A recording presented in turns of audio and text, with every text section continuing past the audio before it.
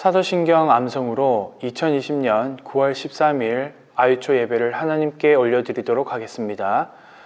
전능하사 천지를 만드신 하나님 아버지를 내가 믿사오며 그 외아들 우리 주 예수 그리스도를 믿사오니 이는 성령으로 잉태하사 동정녀 마리아에게 나시고 본디오 빌라도에게 고난을 받으사 십자가에 못 박혀 죽으시고 장사한 지 사흘 만에 죽은 자 가운데서 다시 살아나시며 하늘에 오르사 전능하신 하나님 우편에 앉아 계시다가 저리로서 산 자와 죽은 자를 심판하러 오시리라. 성령을 믿사오며 거룩한 공회와 성도가 서로 교통하는 것과 죄를 사하여 주신 것과 몸이 다시 산 것과 영원히 사는 것을 믿사옵나이다. 아멘. 오늘 나누실 하나님의 말씀은 시편 23편 1절에서 6절까지의 말씀입니다. 시편 23편 1절에서 6절까지의 말씀 구약성경 817페이지에 있습니다.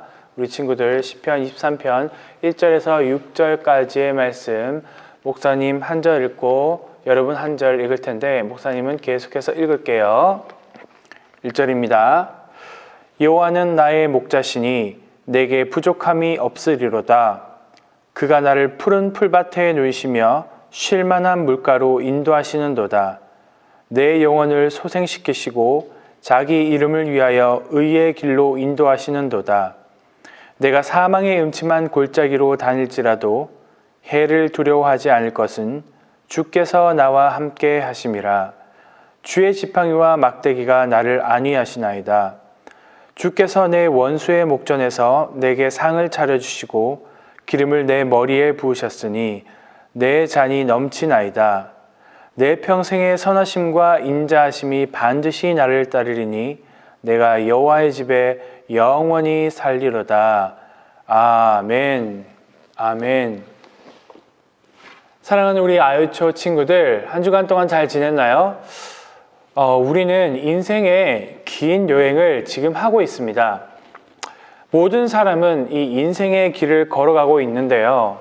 이 길을 걷다 보면은 우리가 생각했던 거랑은 좀 다르게 그 길이 평탄했으면 좋겠는데 그렇지 않은 경우가 있는 것 같아요. 때로는 그 길을 가다 보면 앞이 잘 보이지 않는다거나 아니면은 그 길이 울퉁불퉁하거나 꼬불꼬불해서 걷기 힘든 때가 참 많은 것 같아요. 오늘날 우리는 코로나로 인해서 앞이 보이지 않고 또 조금이라도 걷기 힘든 길을 걷고 있는 상황인데요.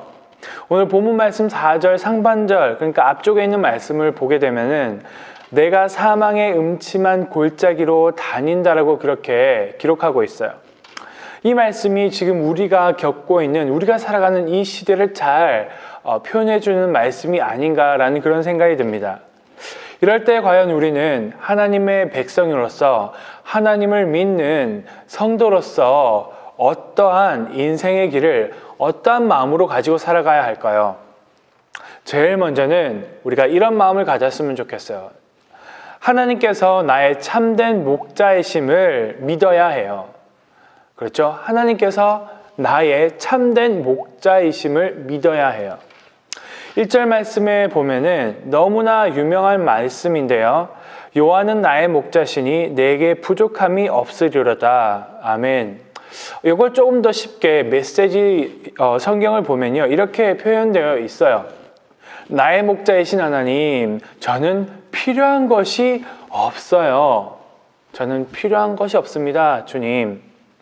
이 말은 무슨 뜻일까요? 두 가지 정도 생각해 볼 수 있는데 첫 번째는요.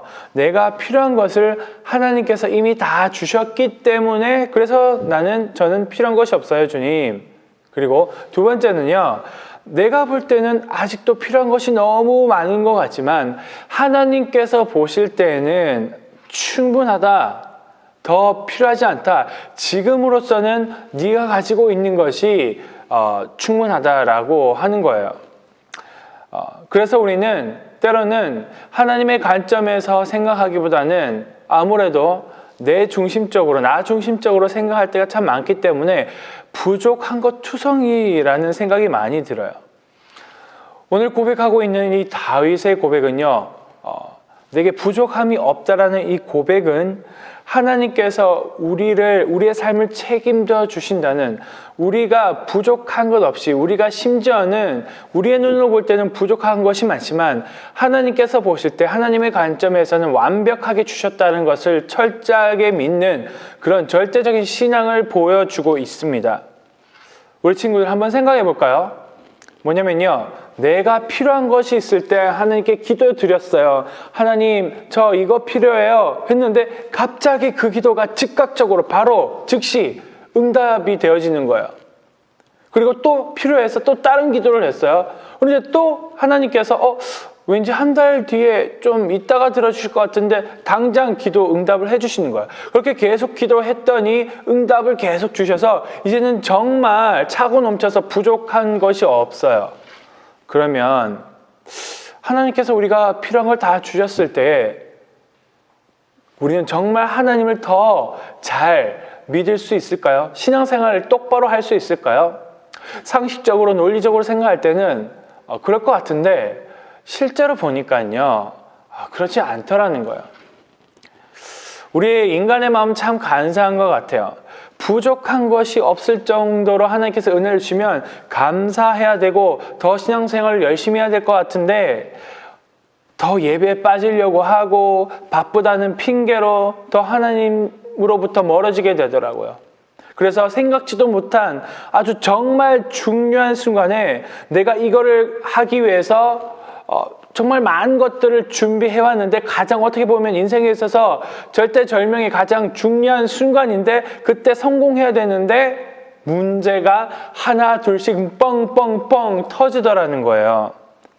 그래서 하나님을 원망하기 시작하고 결국에는 하나님을 멀리 떠나서 마치 하나님을 처음부터 믿지 않았던 사람처럼 살아가는 사람들이 생각보다 많더라는 거예요.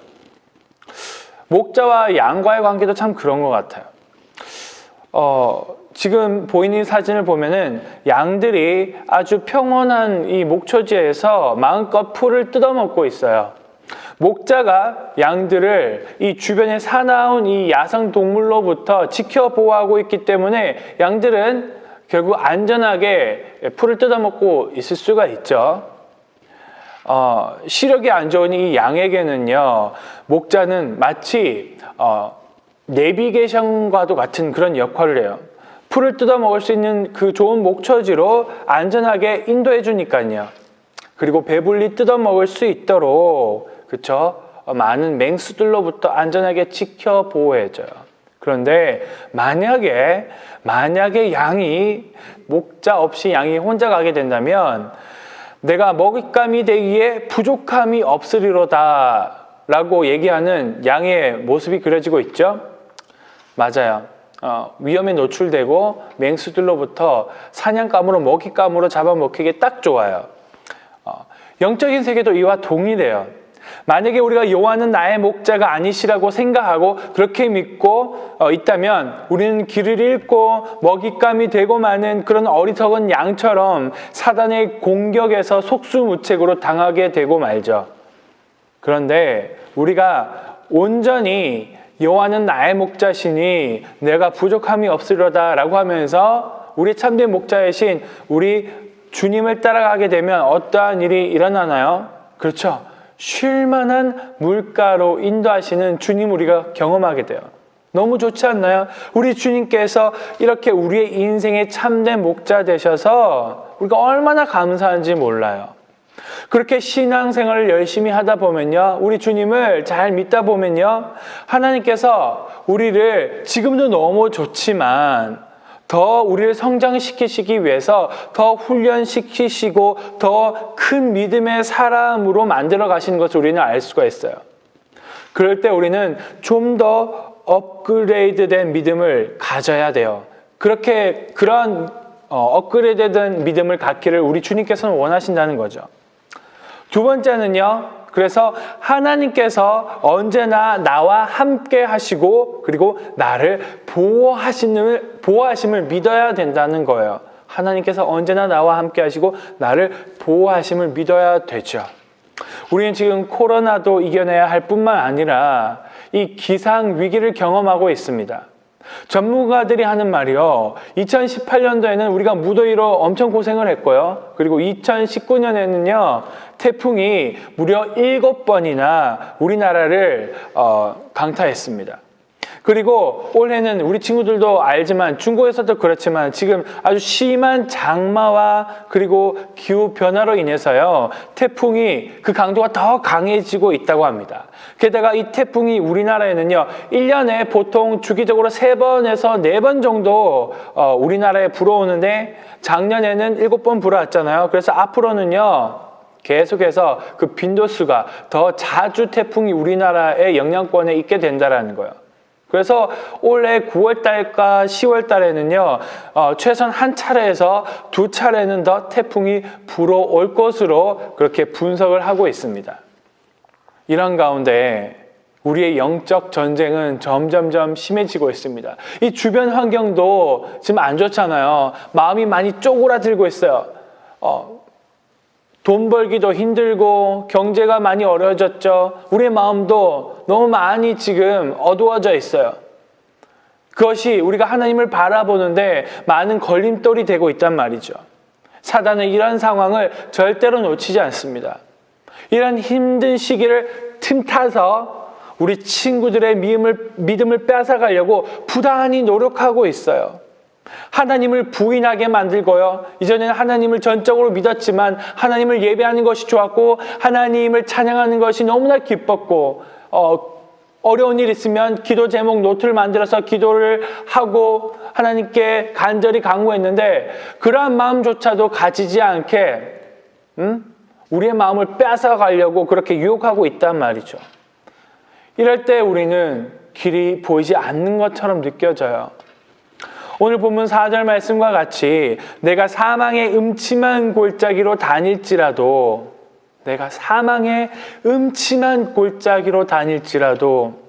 해를 두려워하지 않을 것은 하나님은 이런 위기를 통해서 우리의 믿음을 시험하고 계세요.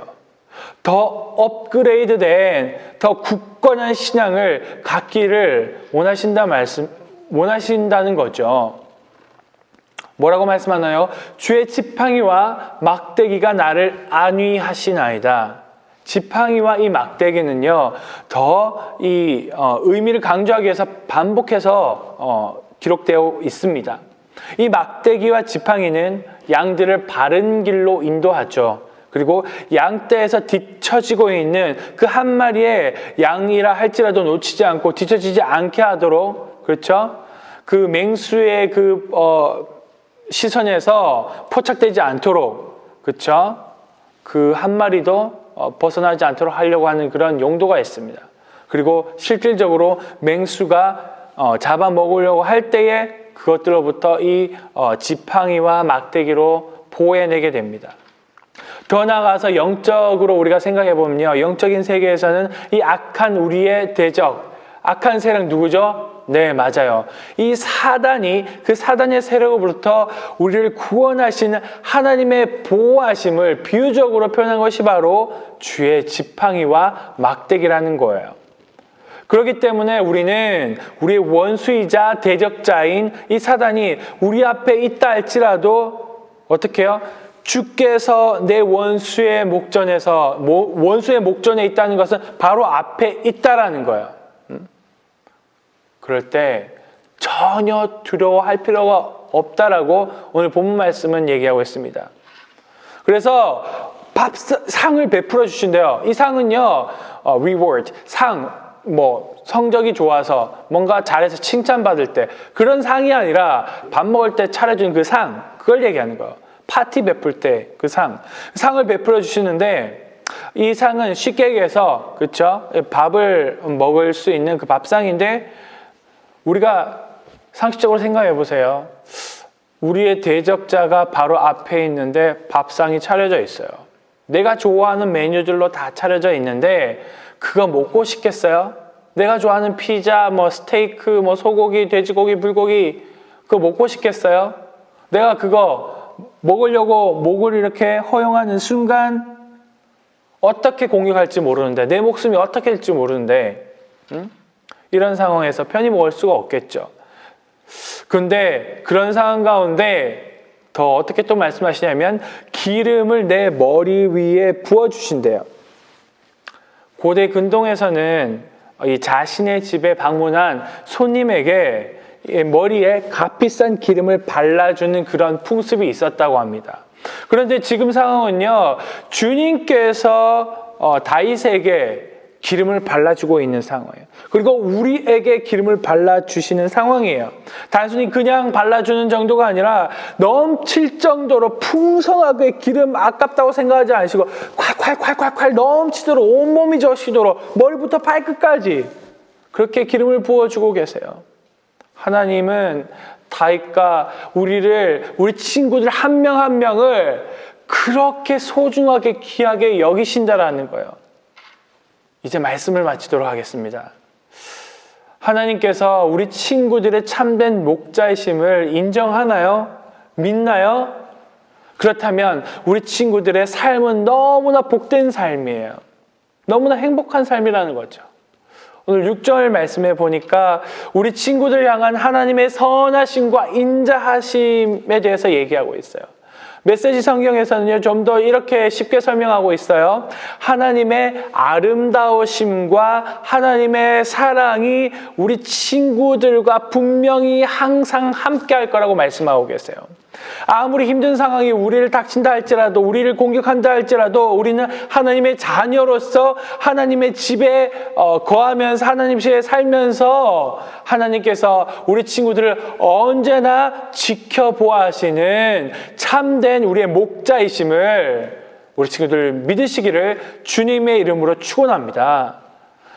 그렇게 우리 모든 친구들이 우리 하나님을 믿음을 통해서 이 힘든 시기를 잘 이겨내고 악한 사단의 세력을 무찌르며 복된 삶, 하나님께 영광 돌려드리는 그런 귀한 우리 친구들 되기를 주님의 이름으로 축원합니다. 아멘. 기도하겠습니다. 사랑의 하나님 감사합니다. 하나님의 선하심과 인자하심을 바라면서 하나님의 집에 영원히 거할 것을 우리가 나 자신은 믿습니다.